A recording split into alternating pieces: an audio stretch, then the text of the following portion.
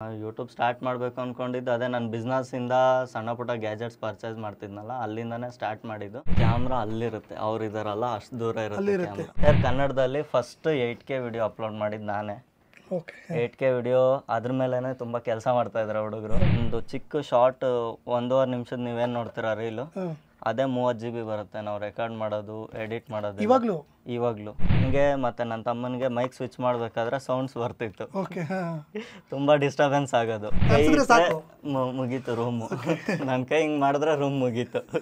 ಈ ಕಡೆ 1 inch gap ಇದೆ, ಈ ಕಡೆ 1 ಇಂಚ್ ಗ್ಯಾಪ್ ಇದೆ, ಇಷ್ಟೇ ರೂಮ್ ಇರೋದು. ಇದು ಬಂದ್ಬಿಟ್ಟು ಡಮ್ಮಿ ಸ್ಪೆಕ್ಸ್. ಇದ್ರಲ್ಲಿ ಗ್ಲಾಸ್ ಇರಲ್ಲ. ಗ್ಲಾಸ್ ಹಾಕೊಂಡ್ರೆ ಗೊತ್ತೇ ಆಗೋದಿಲ್ಲ. ಆಗದು ಎಂದು ಕೈ ಕಟ್ಟಿ ಕುಳಿತರೆ ಸಾಗದು ಕೆಲಸವು ಮುಂದೆ. ಇಲ್ಲಿ ನೋಡಿ, ನಿಮ್ದು ಎಡಿಟಿಂಗ್ ಸರ್ ಇದು? ಹಾಂ, ಜಾಗ ತುಂಬ ಚಿಕ್ಕದಿದೆ, ಅಷ್ಟರಲ್ಲೇ ಮಾಡಿಬಿಟ್ಟಿದ್ದೀರಲ್ಲ, ಗ್ರೇಟ್ ಸರ್. ಈಗ ಎಷ್ಟೊಂದು ಜನಗಳು ಏನಿರುತ್ತೆ, ನಮಗೆ ಅದು ಬೇಕು ಇದು ಬೇಕು ಅಂತ ಹೇಳ್ಬಿಟ್ಟು ತುಂಬ ಹೇಳ್ತಾರೆ. ಇಲ್ಲ, ನಾನು ಆ ಥರ ಏನು ಕಂಜೂಸ್ ಮಾಡಿಲ್ಲ. ನಾನು ಲ್ಯಾವಿಶ್ ಆಗಿ ಖರ್ಚು ಮಾಡೋದು. ನಾನು ಸ್ವಲ್ಪ ಅಂದರೆ ನೋಡೋದಕ್ಕೆ ಜಾಗ ಚಿಕ್ಕದಿದೆ, ಬಟ್ ಅಂದರೆ ನನ್ಗೆ ಪ್ರಾಪರಾಗಿ ಕ್ವಾಲಿಟಿಗೆ ಇದೇ ಬೇಕು ಅಂದರೆ ಅದನ್ನೇ ತರಿಸಿ ಮಾಡಿದ್ದೀನಿ. ಬಟ್ ಜಾಗ ಒಂದು ಚಿಕ್ಕದು ಅನ್ನೋದು ಬಿಟ್ಟರೆ ಇನ್ನು ಬೇರೆ ಇನ್ಯಾವುದ್ರಲ್ಲೂ ಕಾಂಪ್ರಮೈಸ್ ಆಗಿಲ್ಲ. ಇಲ್ಲಿ ಏನೇನು ನಡೀತಿದೆ? ಇದು 2 PC ಇದೆ. ಒಂದು ಆ್ಯಪಲ್ದು, ಇವರು ಡಾವೆನ್ಸಿಯಲ್ಲಿ ಎಡಿಟ್ ಮಾಡ್ತಾರೆ, ಇವ್ರು ಬಂದು ಪ್ರೀಮಿಯರ್ ಪ್ರೋ ಅಲ್ಲಿ ಎಡಿಟ್ ಮಾಡ್ತಾರೆ. 2 ಬೇರೆ ಬೇರೆ ಸಾಫ್ಟ್ವೇರ್ಸ್. ಸೊ ಇದು ಬಂದ್ಬಿಟ್ಟು ನನ್ನ ಫಸ್ಟ್ PC. ಇದು ಫಸ್ಟ್ ನಾನು ಬಿಲ್ಡ್ ಮಾಡಿಸಿದ PC. ಇದು ತುಂಬ ಕಾಟ ಕೊಟ್ಟಿದ್ದ PCನೂ ಇದೆ. ಸೊ ನಾ ಈ PCನ ತೊಗೊಂಡು 2022 ಅಲ್ಲಿ ತೊಗೊಂಡಿದ್ದು. ಇದನ್ನು ತೊಗೊಂಡು ಎಲ್ಲ ಸ್ವಲ್ಪ ಆವಾಗೆಲ್ಲ ನನ್ನ ಹತ್ರ ಐಫೋನ್ ಒಂದೇ ಇದ್ದಿದ್ದು, ಅದರಲ್ಲೇ ರೆಕಾರ್ಡ್ ಮಾಡ್ತಿದ್ದೆ. ಸೊ ಆಮೇಲೆ ಇವಾಗ ಈ PCಯಲ್ಲಿ ಸುಮಾರು ತೊಂದರೆಗಳು ಬಂತು. ಸಣ್ಣ ಪುಟ್ಟ ಎಲ್ಲ ಅಪ್ಗ್ರೇಡ್ ಮಾಡ್ತಾ ಇದಕ್ಕೂ ಸ್ವಲ್ಪ ಜಾಸ್ತಿನೇ ಖರ್ಚಾಗೋಯ್ತು. ಬಟ್ ನಾನು ಜಾಸ್ತಿ ಅಂದರೆ ಯಾವುದಕ್ಕೆ ಬೇಕೋ ಅಷ್ಟಕ್ಕೆ ಮಾತ್ರ ಖರ್ಚು ಮಾಡ್ತೇನೆ. ಫಾರ್ ಎಕ್ಸಾಂಪಲ್ ನೋಡ್ಬೋದು, ಇದೊಂದು ಓಲ್ಡ್ ಮಾನಿಟರ್. ಇದು ಕೆಲಸ ಆಗ್ತಿದೆ, ನನಗೆ ಅಷ್ಟೇ ಸಾಕು. ಇವಾಗ ಈ ಮಾನಿಟ್ರಲ್ಲಿ ಇನ್ನೇನು ಕಮ್ಮಿ ಇಲ್ಲ. ಈ ಮಾನಿಟರ್ ನನಗೆ ಫ್ರೀ ಸಿಕ್ಕಿರೋದು, ಯಾಕಂದ್ರೆ ರಿಪೇರ್ಗೆ ಬಂದಿದ್ದು ಅವರು ಮಾಡಿಸದೆ ಬಿಟ್ಟಿರೋ ಅಂಥದ್ದನ್ನ ಇಲ್ಲಿ ಯೂಸ್ ಮಾಡ್ಕೊಂಡಿದ್ದೀನಿ. ಈ ಟೇಬಲ್ ಎಲ್ಲ ಸ್ವಂತ ನಾನೇ ಮಾಡ್ಕೊಂಡಿರೋದು. ಇದು ನಾವು ಆ್ಯಕ್ಚುಲಿ ಕಾರ್ಪೆಂಟ್ರು, ನಮ್ಮ ಎಂಟರ್ ವಂಶ ಪೂರ್ತಿ ಕಾರ್ಪೆಂಟ್ರು. ನಾವು ಇವಾಗ ಕೆಲಸ ಬಿಟ್ಟು ಸ್ವಲ್ಪ ಬೇರೆ ಕಡೆ ಬಂದ್ಬಿಟ್ಟಿದ್ದೀವಿ. ಇಲ್ಲಿ ಎಡಿಟಿಂಗ್ ಇರೋದಾ? ಎಡಿಟಿಂಗ್ ಇಬ್ರು ಇದ್ದಾರೆ. ಈಗ ಮತ್ತೆ ಏನೇನು ನಡೀತಿ? ಇದು ನೀವು ಮಾಡುವಂಥ ಇದು ಸ್ವಲ್ಪ ಲೈಟ್ಸ್ ಆನ್ ಮಾಡ್ತೀನಿ ಮಾಡಿ.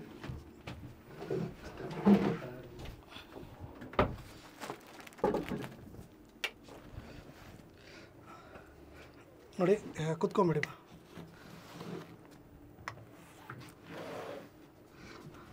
ಇಲ್ಲಿ ಯಾವ ರೀತಿ ಶೂಟ್ ಮಾಡ್ತೀರಿ? ಇಲ್ಲಿರುತ್ತೆ ಕ್ಯಾಮ್ರಾ? ಕ್ಯಾಮ್ರಾ ಅಲ್ಲಿರುತ್ತೆ, ಅವ್ರು ಇದಾರಲ್ಲ ಅಷ್ಟು ದೂರ ಇರುತ್ತೆ. ಹೌದು, ಅಲ್ಲಿ ಕ್ಯಾಮ್ರಾ ಇಡ್ತೀನಿ. ಇಷ್ಟೇ ಚಿಕ್ಕದಲ್ಲಿ ನೀವು ಇಷ್ಟು ಮುಗೀತು ರೂಮು. ನನ್ನ ಕೈ ಹಿಂಗೆ ಮಾಡಿದ್ರೆ ರೂಮ್ ಮುಗೀತು. ಈ ಕಡೆ 1 ಇಂಚ್ ಗ್ಯಾಪ್ ಇದೆ, ಈ ಕಡೆ 1 ಇಂಚ್ ಗ್ಯಾಪ್ ಇದೆ, ಇಷ್ಟೇ ರೂಮ್ ಇರೋದು. ಹಿಂದ್ಗಡೆ ಎಲ್ಲ ಸೈಕಲ್ ಹಾಕ್ಬಿಟ್ಟಿದ್ರಾ? ಇದು ಇಲ್ಲಿ ಖಾಲಿ ಅನ್ನಿಸ್ತಿತ್ತು.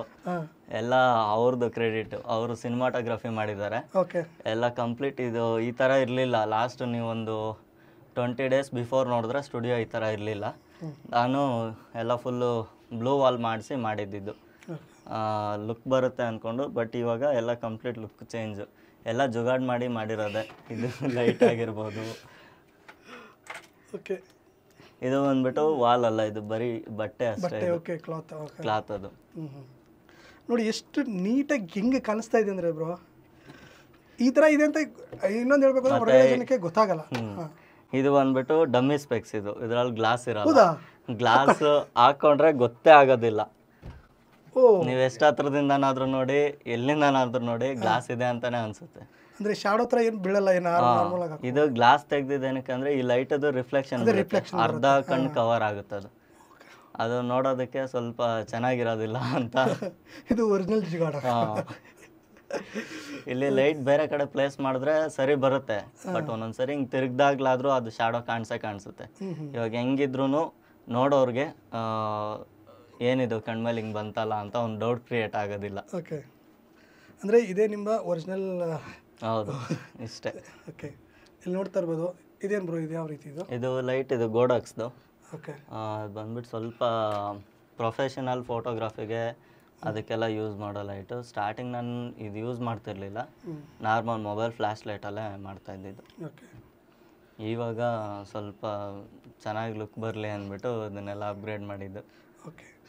ಅಂದರೆ ಯಾವಾಗ ಯೂಟ್ಯೂಬ್ ಎಲ್ಲ ಸ್ಟಾರ್ಟ್ ಮಾಡಬೇಕು ಅಂದ್ಕೊಂಡಿದ್ದು? ಯೂಟ್ಯೂಬ್ ಸ್ಟಾರ್ಟ್ ಮಾಡಬೇಕು ಅಂದ್ಕೊಂಡಿದ್ದು ಅದೇ ನನ್ನ ಬಿಸ್ನೆಸ್ಸಿಂದ ಸಣ್ಣ ಪುಟ್ಟ ಗ್ಯಾಜೆಟ್ಸ್ ಪರ್ಚೇಸ್ ಮಾಡ್ತಿದ್ನಲ್ಲ, ಅಲ್ಲಿಂದನೇ ಸ್ಟಾರ್ಟ್ ಮಾಡಿದ್ದು. ಬಟ್ ಇಷ್ಟು ಮಾಡಬೇಕಾಗುತ್ತೆ ಅಂತ ಐಡಿಯಾ ಇರಲಿಲ್ಲ ನನಗೆ. ಏನೋ ಜಸ್ಟ್ ಮಾಡೋಣ ಅಂತ ಅಂದ್ಕೊಂಡಿದ್ವಿ. ಇಷ್ಟೆಲ್ಲ ಚೇಂಜಸ್ ಮಾಡಬೇಕಾಗುತ್ತೆ ಅಂತ ಅಂದ್ಕೊಂಡಿರಲಿಲ್ಲ ನಾನು. ಆವಾಗ ಯಾವ ರೀತಿ ಇತ್ತು? ಇದೆಲ್ಲ ಏನೂ ಇರಲಿಲ್ಲ ಅಲ್ಲ ಅದು? ಈ ರೂಮ್ ಫುಲ್ ಖಾಲಿ ಇತ್ತು ಅವಾಗ. ಒಂದು ಏನಾಯಿತು ಅಂತ ತಮ್ಮನೇಲಿ ಹಾಕ್ಬಿಟ್ಟು ಸ್ಟುಡಿಯೋ ಅಪ್ಗ್ರೇಡ್ ಅಂತ ನಾನು 2023 ನವಂಬರ್ ಅಥವಾ ಡಿಸೆಂಬರ್ ಟೈಮಲ್ಲಿ ಒಂದು ವಿಡಿಯೋ ಅಪ್ಲೋಡ್ ಮಾಡಿದ್ದೀನಿ. ಅದರಲ್ಲಿ ಈ ರೂಮ್ ಹೆಂಗಿತ್ತು, ಈ ರೂಮ್ಗೆ ಏನೇನು ಮಾಡಿದ್ದೀನಿ, ಇದು ರೂಮಲ್ಲಿರೋ ಎಲ್ಲ ಕಂಪ್ಲೀಟ್ ಎಲೆಕ್ಟ್ರಿಕಲ್ ವರ್ಕ್ ನಾನೇ ಎಲೆಕ್ಟ್ರಿಕಲ್ ವರ್ಕ್ ಎಲ್ಲ ಮಾಡಿರೋದು. ಓಕೆ. ಈ ಲುಕ್ ತರೋದಕ್ಕೆ ಏನೇನೆಲ್ಲ ಮಾಡಿದ್ವಿ ಅಂತೆಲ್ಲ ಅದರಲ್ಲಿ ಎಕ್ಸ್ಪ್ಲೈನ್ ಮಾಡಿದ್ದೀನಿ. ಫಸ್ಟು ನಾವು ವಿಡಿಯೋ ಮಾಡ್ತಿದ್ದಿದ್ದು ಅಲ್ಲೇ, ಅಲ್ಲಿಂದನೇ ಅದೇ ಟೇಬಲ್ ಮೇಲೆ ಈ ಕಂಪ್ಯೂಟರ್ ಎಲ್ಲ ಇಟ್ಟಿದ್ದು. ಆ ಟೇಬಲ್ ಫುಲ್, ಈ ಟೇಬಲ್ ಹೆಂಗಿದೆ ಸೇಮ್ ಆ ಟೇಬಲ್ ಫುಲ್ ಹಂಗೆ ಮಾಡಿ ಇಟ್ಕೊತಿದ್ದೆ. ಅಲ್ಲೇ ವಿಡಿಯೋ ಮಾಡ್ತಿದ್ವಿ, ಅಲ್ಲೇ ಎಡಿಟ್ ಮಾಡಿ ಅಪ್ಲೋಡ್ ಮಾಡ್ತಿದ್ವಿ. ಇವಾಗ ಈ ವರ್ಷನೇ ಎಲ್ಲ ಚೇಂಜ್ ಆಗಿರೋದು.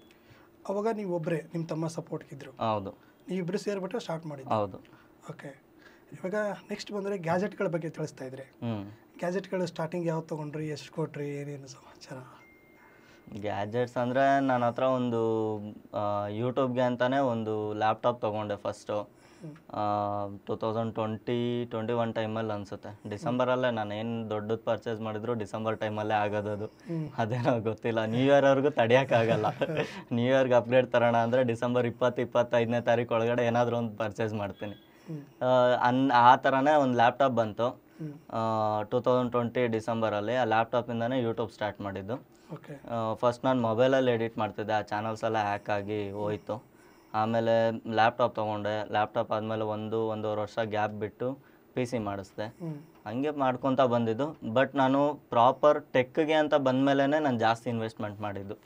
ಇಲ್ಲ, ನಾನು TV ರಿಪೇರ್ ವೀಡಿಯೋಸ್ಗೆ ನನ್ನ ಹತ್ರ ಇದ್ದಿದ್ದು ಫೋನು ಮತ್ತು ಲ್ಯಾಪ್ಟಾಪೇ ಸಾಕಾಗಿತ್ತು. ನಿಮ್ಮ ಹತ್ರ ಯಾವುದಾದ್ರು ಗ್ಯಾಜೆಟ್ ಇದೆಯಾ ತೋರಿಸ್ಬೋದಾ? ಗ್ಯಾಜೆಟ್ಸ್ ತುಂಬ ಇದೆ. ಇವಾಗ ಅವರ ಗ್ಯಾಜೆಟ್ಗಳು ಯಾವ್ಯಾವ ಇದ್ದಾವೆ ಎಲ್ಲನೂ ಕೂಡ ನಮಗೆ ತಿಳಿಸ್ತಾರೆ. ಇಲ್ಲಿ ನೋಡ್ಬೋದು ಎಷ್ಟೊಂದು ಇದ್ದಾವೆ ಅಂದರೆ, ಇಲ್ಲಿ ನೋಡ್ಬೋದು DJ ಮೈಕ್ ಏನಿದೆ, ಇವಾಗ ನಾವು ಯೂಸ್ ಮಾಡ್ತಾ ಇರೋ ಮೈಕು ಅವರೇ ಕೊಟ್ಟಿದ್ದು. ಅದೇ ಮೈಕಲ್ಲಿ ನಾವು ಶೂಟ್ ಮಾಡ್ತಾ ಇದ್ದೀವಿ. ಹೇಳಿ ಬ್ರೋ. ಸುಮಾರು ಗ್ಯಾಜೆಟ್ಸ್ ಇದೆ, ಹೇಳೋದಕ್ಕಾಗಲ್ಲ. ಫಸ್ಟ್ ಅಂದರೆ ನಾನು ಪರ್ಚೇಸ್ ಮಾಡಿದ್ದು ಈ ಮೈಕ್ ಅಂತ ಹೇಳ್ಬೋದು. ಇದು 580-600 ರೂಪಾಯಿ ಸಮಥಿಂಗ್ ಏನೋ ತೊಗೊಂಡಿದ್ದು. ಫಸ್ಟ್ ಇದನ್ನು ಅಲ್ಲೇ ಸ್ಟಾರ್ಟ್ ಮಾಡಿದೆ. ನೀವು ಆವಾಗಲೇ ಹೇಳಿದ ಥರ ನನಗೆ ಮತ್ತು ನನ್ನ ತಮ್ಮನಿಗೆ ಮೈಕ್ ಸ್ವಿಚ್ ಮಾಡಬೇಕಾದ್ರೆ ಸೌಂಡ್ಸ್ ಬರ್ತಿತ್ತು. ತುಂಬ ಡಿಸ್ಟರ್ಬೆನ್ಸ್ ಆಗೋದು. ಸರಿ ಅಂತ ಅಂದ್ಬಿಟ್ಟು 2 ಕ್ಯಾರೆಕ್ಟ್ರಿಗೆ ಇದು ಸೆಟ್ ಆಗಲ್ಲ ಅಂದ್ಬಿಟ್ಟು ಫಸ್ಟು ನಾನು ಇನ್ವೆಸ್ಟ್ ಮಾಡಿದ್ದು ಮೈಕ್ಗೇನೆ. ಆವಾಗ ಒಂದು 10,000 ಫಾಲೋವರ್ಸ್ ಏನೋ ಬಂದಿದ್ರು ಇನ್ಸ್ಟಾಗ್ರಾಮಲ್ಲಿ ಅಷ್ಟೇ. ಫಸ್ಟ್ ಮೈಕ್ ಇದೆ, DJ ಇದೆ. ಇದಾದ್ಮೇಲೆ ಅಪ್ಡೇಟ್ ಆಗಿದೆ ಇದಕ್ಕೆ ಇದೆ ಡೈರೆಕ್ಟ್. ಓಕೆ. ಈಗ ಆಲ್ಮೋಸ್ಟ್ ತುಂಬ ಜನರಿಗೆ ಡೌಟ್ ಇರುತ್ತೆ. ನಾನು ಹೇಳ್ಬೇಕಂದ್ರೆ ಇದೆ BYM1 ಅಂತಾನೆ. ನೀವು ಯಾರಾದರೂ ಯೂಟ್ಯೂಬ್ ಅಥವಾ ಏನೋ ಸೋಷಿಯಲ್ ಮೀಡಿಯಾ ಪ್ಲಾಟ್ಫಾರ್ಮ್ ಬರ್ತಾ ಇದ್ರೆ ಅಂದರೆ ಇದೊಂದು ಬೆಸ್ಟ್ ಮೈಕ್ ಆಗಿರುತ್ತೆ. ಹೌದು, ಬೆಸ್ಟ್ ಮೈಕ್. ಲೋ ಬಜೆಟಲ್ಲಿ ಜಾಸ್ತಿ ಇನ್ವೆಸ್ಟ್ ಮಾಡಿದೆ ಅಂತ ತಗೋಬೋದು. ಬೆಸ್ಟ್ ಮೈಕ್ ಇದು. ನನಗೆ ಇದರಲ್ಲಿ ಯಾವುದೇ ಪ್ರಾಬ್ಲಮ್ ಬಂದಿಲ್ಲ. ನಾನು ಕಂಪ್ಲೀಟ್ ಸುಮಾರು ಇದೇ ಮೈಕಲ್ಲೇ ನಾನು 20-25-30 ಸಾವಿರವರೆಗೂ ಫಾಲೋವರ್ಸ್ ಇದೇ ಮೈಕಿಂದನೇ ನನಗೆ ಆಗಿದ್ದು. ನಾನು ಜಾಸ್ತಿ ಇನ್ವೆಸ್ಟ್ ಮಾಡೋಕ್ಕೆ ಹೋಗಲಿಲ್ಲ. ಆಮೇಲೆ ಸ್ಟುಡಿಯೋ ಅಪ್ಗ್ರೇಡ್ ಮಾಡಿದ್ಮೇಲೆ ಸ್ವಲ್ಪ ನನ್ನ ಹತ್ರ ಇದ್ದಿದ್ದೆಲ್ಲ ಬರೀ ವೇಸ್ಟ್ ಮಾನಿಟ್ರ್ಗಳೇ. ಅದ್ರಲ್ಲಿ ಕಲರ್ ಅಕ್ಯುರೆನ್ಸಿ ಅದೆಲ್ಲ ಏನೂ ಇರಲಿಲ್ಲ. ಆಮೇಲೆ ಸ್ಟುಡಿಯೋ ಅಪ್ಗ್ರೇಡ್ ಮಾಡಿದ್ಮೇಲೆ ಇದೊಂದು ಮಾನಿಟ್ರ್ ತೊಗೊಂಡೆ. ಅಂದರೆ ಅದಕ್ಕೆ ಮುಂಚೆನೇ ಮ್ಯಾಕ್ ಮಿನಿ ಇತ್ತು. ಸೊ PC-ಗಳ ಮೇಲೆ ನಾನು ಇನ್ವೆಸ್ಟ್ ಮಾಡ್ತಿದ್ದೆ ನಾನು. ಯಾಕಂದರೆ ನನಗೆ ರೆಂಡರ್ ಫಾಸ್ಟ್ ಆಗಬೇಕು. ನಮ್ದು ಒಂದೊಂದು ವಿಡಿಯೋ ಹೆಂಗಾಗ್ತಿತ್ತು ಅಂದರೆ 2 ದಿನ ಆಗೋಗ್ತಿತ್ತು ಬರೀ ಎಕ್ಸ್ಪೋರ್ಟ್ ಆಗೋದಕ್ಕೆ. ನಾವು ಒಂದು ಚಿಕ್ಕ ಶಾರ್ಟ್ 1.5 ನಿಮಿಷದ ನೀವೇನು ನೋಡ್ತೀರಾ ರೀಲು, ಅದೇ 30 GB ಬರುತ್ತೆ ನಾವು ರೆಕಾರ್ಡ್ ಮಾಡೋದು, ಎಡಿಟ್ ಮಾಡೋದು.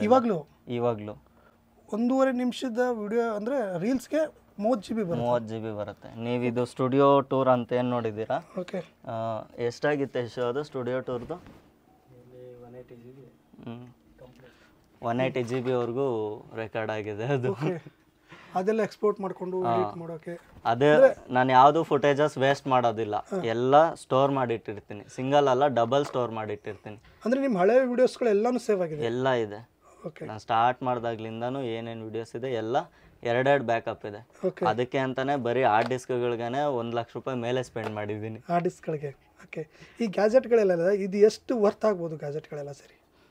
ಟೋಟಲ್ ಮಾಡಿಲ್ಲ, ಮೊನ್ನೆ ಹಾಕಿರೋ ವಿಡಿಯೋದಲ್ಲಿದೆ, ನೋಡಿ ಕೌಂಟ್ ಮಾಡ್ಕೊಳ್ಳಿ. ಎಲ್ಲದ್ರದ್ದು ಸಪ್ರೇಟ್ ಪ್ರೈಸ್ ಹಾಕಿದ್ದೀನಿ. ಓಕೆ. ರಫ್ಲಿ ಅಂತ ನಾನು ಲೆಕ್ಕ ಮಾಡಿಲ್ಲ. ಎಷ್ಟಾಗ್ಬೋದು? ಒಂದು 12 ಲಕ್ಷ ಮೇಲೇನೆ 12 ಲಕ್ಷ ಆಗುತ್ತೆ ಗ್ಯಾಜೆಟಲ್ಲಿ? ಓಹ್. ಇನ್ನೊಂದು ತುಂಬ ಜನಕ್ಕೆ ಡೌಟ್ ಇರುತ್ತೆ, ನಿಮಗೆ ಕೆಲವೊಂದು ಇದೆಲ್ಲ ಬರುತ್ತಲ್ಲ ನಿಮಗೆ, ಏನು ಹೇಳಿ? ಅಂದರೆ ರಿವ್ಯೂ ಮಾಡೋಕ್ಕೆ ಪ್ರಾಡಕ್ಟ್ಗಳೆಲ್ಲ ಕಳಿಸ್ತಾರೆ? ಇಲ್ಲ, ನಾನು ಇದುವರೆಗೂ ಆ ಥರ ರಿವ್ಯೂಗೆ ಅಂತ ಯಾವುದೇ ಪ್ರಾಡಕ್ಟ್ ತೊಗೊಂಡಿಲ್ಲ ನಾನು. ಅಂದರೆ ನಿಮಗೆ ಮೆಸೇಜ್ ಅಂದರೆ ಮೇಲ್ಸ್ ಎಲ್ಲ ಬರ್ತಾ ಇರುತ್ತೆ? ಬರುತ್ತೆ. ಅಂದರೆ ಇವಾಗ ಸ್ಟಾರ್ಟಿಂಗ್ ಸ್ಟೇಜಲ್ಲಿ ನಮಗೆ ಬರುವಂಥ ಪ್ರಾಡಕ್ಟ್ಸು ನನಗೆ ಸ್ಯಾಟಿಸ್ಫೈ ಇಲ್ಲ. ಕೆಲವೊಂದು ಯೂಸ್ಫುಲ್ ಇಲ್ಲದೆ ಇರೋ ಪ್ರಾಡಕ್ಟ್ಸದು ಕೇಳ್ತಾರೆ ನಮಗೆ. ಸಣ್ಣ ಪುಟ್ಟ ಇವಾಗ ಫಾರ್ ಎಕ್ಸಾಂಪಲ್ ಏನಾದರೂ ಒಂದು ಪೆಟ್ರೋಲ್ಗೆ ಇದನ್ನು ಹಾಕಿ ಮೈಲೇಜ್ ಜಾಸ್ತಿ ಬರುತ್ತೆ, ಆ ಥರ ಪ್ರಾಡಕ್ಟ್ಸ್ ಎಲ್ಲ ಬೇಜಾನ್ ಬರ್ತವೆ. ಮತ್ತು ಕೆಲವು ಟ್ರೇಡಿಂಗ್ ಆ್ಯಪ್ಸ್ ಬರ್ತವೆ, ಅವೆಲ್ಲ ನಾನು ಯಾವುದು ತಲೆ ಕೆಡಿಸ್ಕೊಳ್ಳೋಕೆ ಹೋಗಲ್ಲ. ಬೇಕಿದ್ದರೆ ಪ್ರಾಡಕ್ಟ್ಸು ಆಲ್ಮೋಸ್ಟ್ ನಾನೇ ತಂದು ಕೂಡ ಕೆಲವು ರಿವ್ಯೂ ಮಾಡಿದ್ದೀನಿ. ಲೇಟೆಸ್ಟಾಗಿ ಇದು ಬಂದಿದೆ, ತಂದು ರಿವ್ಯೂ ಮಾಡೋಣ ಅಂತಲೂ ಕೆಲವೊಂದು ಮಾಡಿದ್ದೀನಿ. ಬಟ್ ಇದುವರೆಗೆ ಯಾವುದೂ ತೊಗೊಂಡಿಲ್ಲ. ಆಲ್ಮೋಸ್ಟ್ ನೀವು ತರೋದೆಲ್ಲ ನಿಮ್ಮ ಸ್ವಂತ ದುಡ್ಡಲ್ಲೇ ತರ್ತೀರಾ? ಹೌದು. ಓಕೆ. ತಂದು ರಿವ್ಯೂ ಮಾಡಿ ಮಾಡ್ತೀರಾ? ಓಕೆ. ಅದೆಲ್ಲ ಹೆಂಗೆ ಗ್ಯಾಜೆಟ್ಗಳು ಮತ್ತೆ ಇಟ್ಕೋತೀರಾ, ಏನು ಸೇಲ್ಗಿಲ್ ಮಾಡ್ತೀರಾ, ಏನೋ ಪ್ಲ್ಯಾನ್ ಇದೆ? ಯಾವುದೊಂದು ಸೇಲ್ ಮಾಡೋದಿಲ್ಲ, ನಿಮ್ಮ ಹತ್ರ ಎಲ್ಲ ನನ್ನ ಹತ್ರನೇ ಇಟ್ಕೊತೀನಿ. ಮತ್ತು ಇದೆಲ್ಲ ಇನ್ವೆಸ್ಟ್ಮೆಂಟ್ ಹೇಗೆ? ನನ್ನ ಬಿಸ್ನೆಸ್ ಇದೆ, ಬಿಸ್ನೆಸ್ ಕೈ ಹಿಡಿಯುತ್ತೆ ಅಂತ? ಕೈ ಹಿಡಿಯುತ್ತೆ. ಓಕೆ. ಬಿಸ್ನೆಸ್ಸಲ್ಲಿರೋ ಬಂದಿರೋ ದುಡ್ಡಲ್ಲಿ ಸ್ವಲ್ಪ ಇನ್ವೆಸ್ಟ್ಮೆಂಟ್ ಮಾಡಿ ಸ್ವಲ್ಪ ಇದಕ್ಕೆ ಇನ್ವೆಸ್ಟ್ಮೆಂಟ್ ಮಾಡ್ತೀನಿ. ಓಕೆ. ತುಂಬ ಅಂದರೆ ಇವಾಗ ಯಾವುದೋ ಒಂದು ಮೈಕ್ ಆಗಿರ್ಬೋದು, 1,000 ಮೈಕ್ ಇರುತ್ತೆ, ಒಂದು 5,000 ಮೈಕ್ ಇರುತ್ತೆ, 10,000, ಅದೊಂದ್ಸಲ ರಿವ್ಯೂ ಮಾಡೋಕ್ಕೆ ನೀವು ತರಲೇಬೇಕಾಗುತ್ತಲ್ಲ? ಹೌದು. ಅಂದರೆ ಆ್ಯಕ್ಚುಲಾಗಿ ಇವಾಗ ನಾನು ಆ ಥರ ಗ್ಯಾಜೆಟ್ಸ್ ಏನು ಅಷ್ಟು ಪರ್ಚೇಸ್ ಮಾಡ್ತಿಲ್ಲ. ಗ್ಯಾಜೆಟ್ಸ್ ಅಂದರೆ ನಾನು ಎರಡೂ ಕಡೆಯಿಂದ ಯೋಚನೆ ಮಾಡ್ತೀನಿ. ನನಗೂ ಯೂಸ್ ಆಗಬೇಕು, ಜನಕ್ಕೆ ಇದನ್ನು ತಿಳಿಸ್ಬೇಕು ಅನ್ನೋ ಗ್ಯಾಜೆಟ್ಸ್ ಮೇಲೇ ನಾನು ಜಾಸ್ತಿ ಫೋಕಸ್ ಮಾಡಿ ಇನ್ವೆಸ್ಟ್ ಮಾಡೋದು. ಲೈಕ್ ಹೆಂಗೆ ಅಂದರೆ ಇವಾಗ ರೀಸೆಂಟಾಗಿ ನಾನಿದು ಲ್ಯಾಪ್ಟಾಪ್ ತೊಗೊಂಡೆ. ಈ ಲ್ಯಾಪ್ಟಾಪು ನಾನು ತೊಗೊಳ್ಳೋ ಟೈಮ್ಗೆ all over India one and only piece ಇದ್ದಿದ್ದು ಕೋಲ್ಕತ್ತಾದಲ್ಲಿತ್ತು. ಅಲ್ಲಿಂದ ತರಿಸ್ದೆ. 2.5 ಲಕ್ಷ ಲ್ಯಾಪ್ಟಾಪು. ಈ ಲ್ಯಾಪ್ಟಾಪ್ಗೆ 2.5 ಲಕ್ಷ ಏನಿದೆ ಇದರಲ್ಲಿ ಅಂತ? ಏನಿದೆ ಅಂದರೆ, ಬಟ್ ಈ ಲ್ಯಾಪ್ಟಾಪ್ಗೆ ಕಂಪೇರ್ ಮಾಡಿಕೊಂಡ್ರೆ ಇದು 50,000 ರೂಪಾಯಿ. M3 Pro. M3 Proನಾ? ಓಕೆ. ಅಂದರೆ ಇದನ್ನೇ ಯಾಕೆ ತರಿಸ್ಬೇಕು ಅಂದ್ಕೊಂಡ್ರೆ? ಇವಾಗ ಈ ಲ್ಯಾಪ್ಟಾಪಲ್ಲೂ ಅದೇ ಎಡಿಟ್ ಆಗುತ್ತೆ, ಅದೇ ಎಕ್ಸ್ಪೋರ್ಟ್ ಆಗುತ್ತೆ. ಈ ಲ್ಯಾಪ್ಟಾಪಲ್ಲಿ ಇದರಲ್ಲಿ ಮಾಡೋ ಕೆಲಸನ ನಾನು 3 ದಿನ ಮಾಡಬೇಕು. ಇದರಲ್ಲಿ 1 ದಿನ ಮಾಡೋದು, ಅದರಲ್ಲಿ 3 ದಿನ ಆಗುತ್ತೆ? 1 ದಿನ ಅಲ್ಲ, ಇದರಲ್ಲಿ ನಾನು 2 ಅವರ್ 3 ಅವರ್ ಮಾಡೋ ಕೆಲಸ ಇದರಲ್ಲಿ 3 ದಿನ ಆಗುತ್ತೆ. ಅದು ಹೇಗೆ?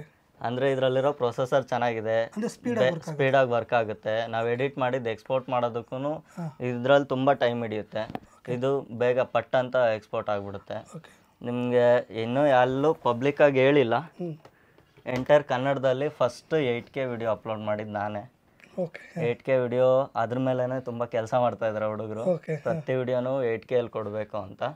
ಸೊ 8Kಲ್ಲಿ ಮಾಡಬೇಕಂದ್ರೆ ನನಗೆ ಒಂದು ದಿನದ ಡೇಟಾ 600 GB ಹಿಡಿಯುತ್ತೆ. 600 GB?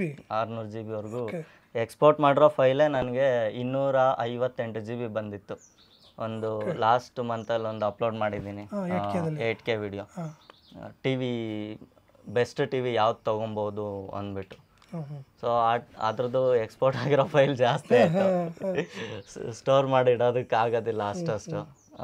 ಇವಾಗ ಕಂಟಿನ್ಯೂಸ್ ಆಗಿ ಒಂದು 8K ವಿಡಿಯೋಸ್ ಒಂದು 10 ಹಾಕೋಣ ಅಂತ ಡಿಸೈಡ್ ಮಾಡಿದ್ದೀವಿ. ಬಟ್ 8K ವಿಡಿಯೋ ಎಕ್ಸ್ಪೋರ್ಟ್ ಆಗಬೇಕು ಅಂದರೆ ನಾವು ಈ ಪಿ ಸಿಗಳಲ್ಲೇ 2 ದಿನ 3 ದಿನ ಟೈಮ್ ಹಿಡಿಯುತ್ತೆ. ಇದರಲ್ಲಿ ವಿಂಡೋಸ್ ಅಂತಲ್ಲ, ವಿಂಡೋಸಲ್ಲೂ ಅದೇ ರೀತಿ ಪವರ್ಫುಲ್ ಪೀಸಸ್ ಇದೆ. ಬಟ್ ಈ ಲೆವೆಲಿಗೆ ಕಷ್ಟ ಕೊಟ್ಟರೆ ಅವು ಸೂಸೈಡ್ ಮಾಡ್ಕೊತವೆ. ಸೂಸೈಡ್ ಅನ್ನೋದು ಹಾಕ್ಬೇಡಿ. ತುಂಬ ಅಂದರೆ ಆಗಲ್ಲ, ವರ್ಕ್ ಅಂದರೆ ಸ್ಲೋ ಆಗಿಬಿಡ್ತವೆ ಅಂತ. ತುಂಬ ಸ್ಲೋ ಆಗುತ್ತೆ. ನಾವು ನಾರ್ಮಲ್ ಆಗಿ 180 GB ಅಂತ ಹೇಳಿದ್ನಲ್ಲ, ಆ ವಿಡಿಯೋ ಎಕ್ಸ್ಪೋರ್ಟ್ ಆಗೋದಕ್ಕೆ ಒಂದು 8 ರಿಂದ 10 ನಿಮಿಷ ಇಲ್ಲ ಒಂದು 20 ನಿಮಿಷ ಟೈಮ್ ಹಿಡಿಯುತ್ತೆ ಅಂತಂದ್ರೂ, ಅದೇ ನಾವು ವಿಂಡೋಸಲ್ಲಿ ಹಾಕಿದ್ರೆ 6 ಅವರ್ ಹಿಡಿಯುತ್ತೆ. ಅದು ನನ್ನ ಪಿ ಸಿಯಲ್ಲೇ 6 ಅವರ್ ಹಿಡಿಯುತ್ತೆ. 6 ಅವರ್? 6 ಅವರ್ ಅಂತ ಬಿಟ್ಬಿಟ್ಟು ಸುಮ್ಮನೆ ಕೂತ್ಕೋಬೇಕಾಗುತ್ತೆ. ಓಕೆ. ಈಗ ಟೆಕ್ ಬಗ್ಗೆ ಇಷ್ಟು ಇನ್ಫಾರ್ಮೇಷನ್ ಗೊತ್ತಿದೆಯಲ್ಲ, ಹೇಗೆ ಗೊತ್ತಾಯ್ತಿದೆಯಲ್ಲ? ಅದೇ ನಂಗೆ ಮೊದಲಿಂದ ಸ್ವಲ್ಪ ಇಂಟ್ರೆಸ್ಟ್ ಇತ್ತು. ಇಂಟ್ರೆಸ್ಟ್ ಇದ್ದಿದ್ದಕ್ಕೆ ಸ್ವಲ್ಪನೇ ಕಲ್ತ್ಕೊಂಡು ಇನ್ಫಾರ್ಮೇಷನ್ ಕೊಟ್ಕೊಂಡು ಬರ್ತಾ ಇದ್ದೆ. ಹ್ಞೂ ಸೊ ನಮ್ಮ ಇದಕ್ಕಂದರೆ ನಮಗೇನೋ ಒಂದು ಸಣ್ಣ ಪುಟ್ಟ ಅನ್ನಿಸ್ಬೋದು ನಮಗೆ. ಹ್ಞೂ ಫಾರ್ ಎಕ್ಸಾಂಪಲ್ ನನಗೆ ಗೊತ್ತಿರೋ ಪ್ರಕಾರ ಒಂದು ಫೋನ್ ರಿಂಗ್ ಟೋನ್ ಸೆಟ್ ಮಾಡ್ಕೊಳ್ಳೋದು ಕೂಡ ನಮಗೆ ಜಸ್ಟ್ ನಾರ್ಮಲ್ ಅನ್ನಿಸ್ಬೋದು. ಹೌದು ಹೌದು ಬೇಕಿದ್ರೆ ನಾವು ಫೋನ್ ರಿಂಗ್ ಟೋನ್ ಸೆಟ್ ಮಾಡೋದನ್ನು ಹೇಳ್ಕೊಟ್ರು ಅದರಲ್ಲೇ ತುಂಬ ರೀತಿಯಾಗಿದೆ. ಅದನ್ನು ನಾನು ಫೋನ್ ರಿಂಗ್ ಟೋನ್ದು ಹೇಳ್ಕೊಟ್ಟಿದ್ದೀನಿ. ನಾನು ಹ್ಞೂ ಫೋನ್ ರಿಂಗ್ ಟೋನ್ ಯಾವ ರೀತಿ ಸೆಟ್ ಮಾಡ್ಕೊಳ್ಳೋದು ಅಂತ, ಓಕೆ ಮತ್ತೆ ಚಾರ್ಜ್ ಹಾಕಿದಾಗ ಸೌಂಡ್ ಬರೋದು ಅವೆಲ್ಲ ಹೇಳ್ಕೊಟ್ಟಿದ್ದೀನಿ. ಹಾಂ, ಸೊ ಆ ಥರ ಸಣ್ಣ ಪುಟ್ಟನೇ ಹೇಳ್ಕೊಟ್ರೆ ತುಂಬ ಜನಕ್ಕೆ ಗೊತ್ತಿರೋದಿಲ್ಲ.